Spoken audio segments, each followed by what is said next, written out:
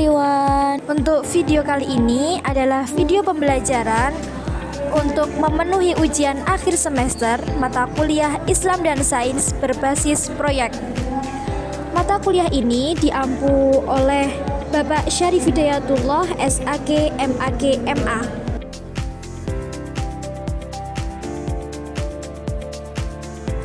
Video kali ini kami dari kelompok 1 yang beranggotakan Dinda Fatimah, Afia Fauzia, Afika Wahyuliana akan memaparkan video mengenai sejarah perkembangan sains dan Islam.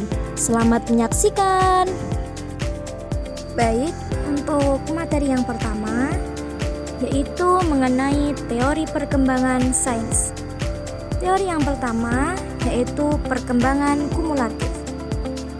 Ilmu berkembang secara bertahap dengan menambah pengetahuan lama melalui metode ilmiah yang sistematis. Yang kedua, yaitu perubahan paradigma. Perkembangan ilmu terkadang terjadi melalui revolusi besar yang menggantikan paradigma lama dengan yang baru saat paradigma lama tidak lagi mampu menjelaskan fenomena. Yang ketiga, yaitu falsifikasi. Teori ilmiah harus bisa diuji dan berpotensi untuk dibantah agar ilmu terus berkembang.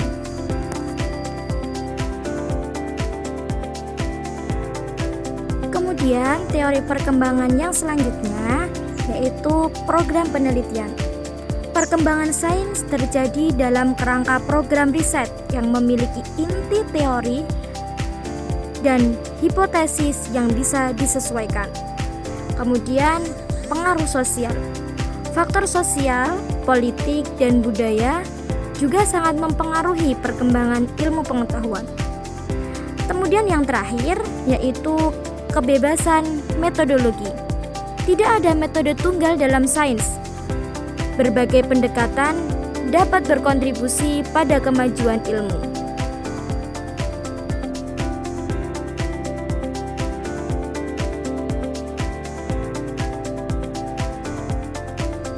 Kemudian penjelasan yang selanjutnya yaitu mengenai faktor pendukung bagi keberadaan sains pada masa dinasti Abbasiyah sehingga dapat mencapai zaman keemasan. Yang pertama yaitu faktor asimilasi yang telah terjadi di kalangan bangsa Arab dengan bangsa lain yang telah dahulu mengalami perkembangan dalam ilmu pengetahuan. Yang kedua, adanya gerakan intensif dalam penerjemahan berbagai macam literatur. Hal ini dapat dibagi dalam 3 periode.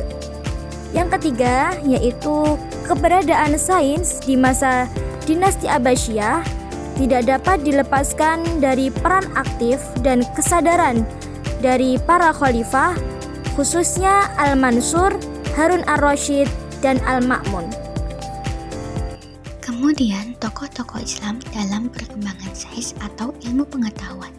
Sains atau ilmu pengetahuan merupakan ilmu yang menggunakan logika untuk memahami alam semesta melalui observasi, eksperimen, dan penelitian logis. Para tokoh Islam juga ikut memberikan pendapat tentang perkembangan sains dan Islam. Seperti Al-Khwarizmi. Al-Khwarizmi adalah ilmuwan muslim dari Khwarizm yang sekarang Uzbekistan. Selanjutnya Jabir ibnu Hayyan. Jabir ibnu Hayyan adalah ilmuwan muslim yang hidup pada masa kekhalifahan Abbasiyah dan menjadi murid dari Imam Ja'far as-Shadiq.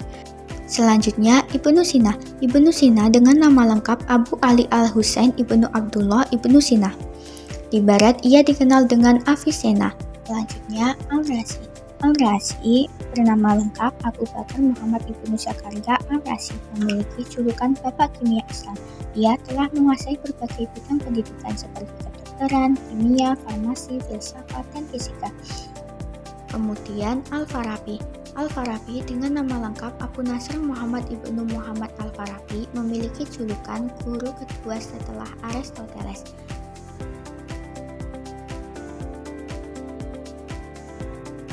Kemudian Ibnu Haytham.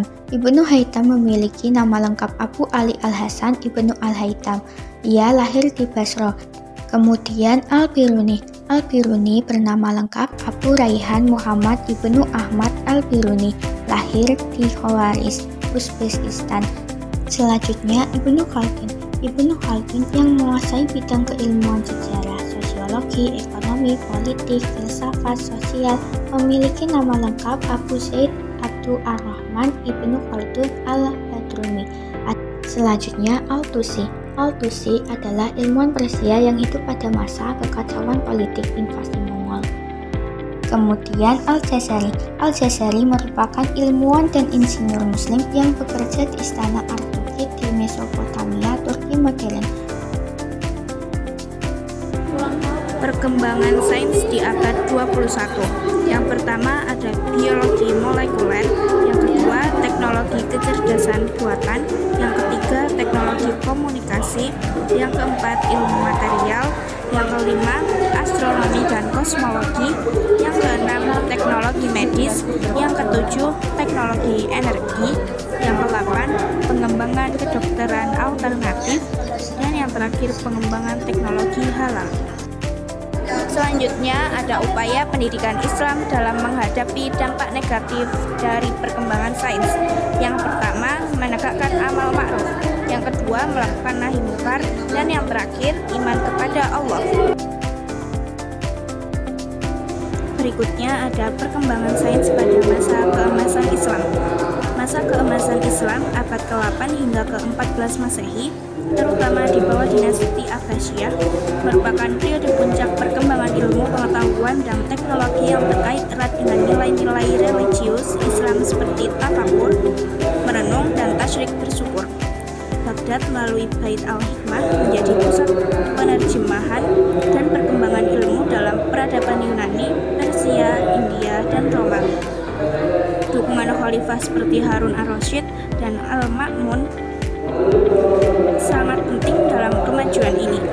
Para ilmuwan muslim menggabungkan ilmu pengetahuan dengan etika dan nilai agama, menghasilkan penemuan penting seperti angka 0 dan sistem desimal. Kegiatan penerjemahan karya filsuf Yunani dan kreativitas ilmuwan muslim seperti Jabir Ibnu Hayyan memicu kemajuan besar. Faktor pendukungnya meliputi ajaran Islam yang mendorong pencarian ilmu, institusi pendidikan, bahasa Arab sebagai bahasa ilmu, patronase politik, dan kemakmuran ekonomi.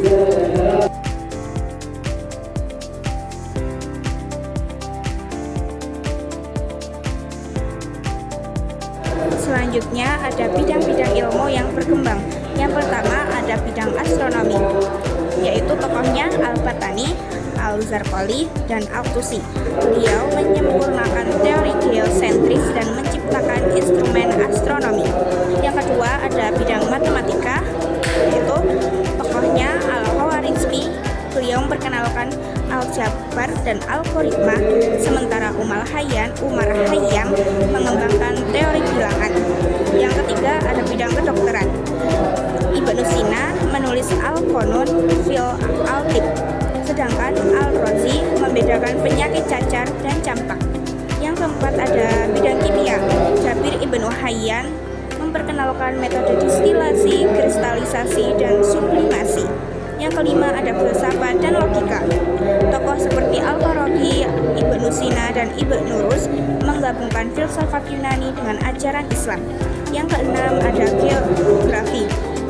Al-Idris dan Ibnu Battuta menghasilkan peta dan catatan perjalanan yang memperluas pengetahuan dunia.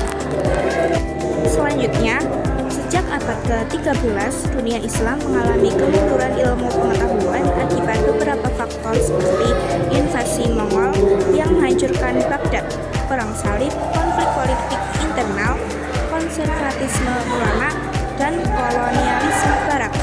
Dampaknya, posisi dunia Islam sebagai pusat ilmu dunia digantikan oleh Eropa yang mengembangkan banyak karya ilmuwan muslim. Meskipun demikian, upaya kebangkitan ilmu terus dilakukan melalui pendidikan modern, riset, dan kerjasama internasional, meskipun masih menghadapi tantangan politik dan sosial. Secara sains, Islam menunjukkan bahwa kejayaan ilmu lahir dari perpaduan nilai agama, semangat ilmiah, keterbukaan budaya, dan dukungan politik. Dengan menghidupkan kembali semangat ini, umat Islam dapat melanjutkan warisan keilmuan untuk membangun peradaban maju. Menurut sejarawan C.W. Bosworth, masa kejayaan dinasti Abbasiyah abad ke-8 hingga ke-11 ditandai dengan berkembangnya berbagai literatur ilmu pengetahuan seperti kesusastraan, teologi, filsafat, dan ilmu alam.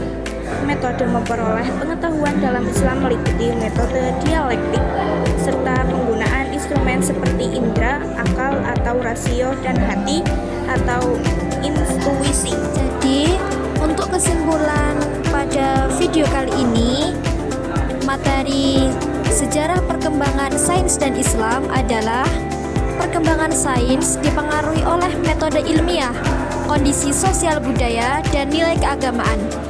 Dalam peradaban Islam, sains dipahami sebagai sarana untuk memahami ciptaan Allah, sehingga ilmu pengetahuan dan agama saling melengkapi.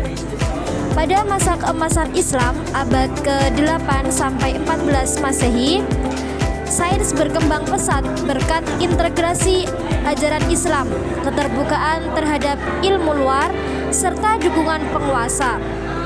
Ilmuwan muslim seperti Al-Khwarizmi, Ibnu Sina, dan Al-Razi memberikan kontribusi besar yang menjadi dasar bagi sains modern.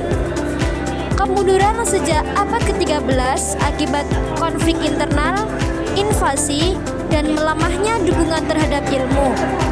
Meski demikian, warisan sains Islam tetap berpengaruh. Kebangkitan kembali dapat dilakukan melalui penguatan pendidikan, riset, dan integrasi nilai agama dengan sains untuk membangun peradaban yang maju dan beretika.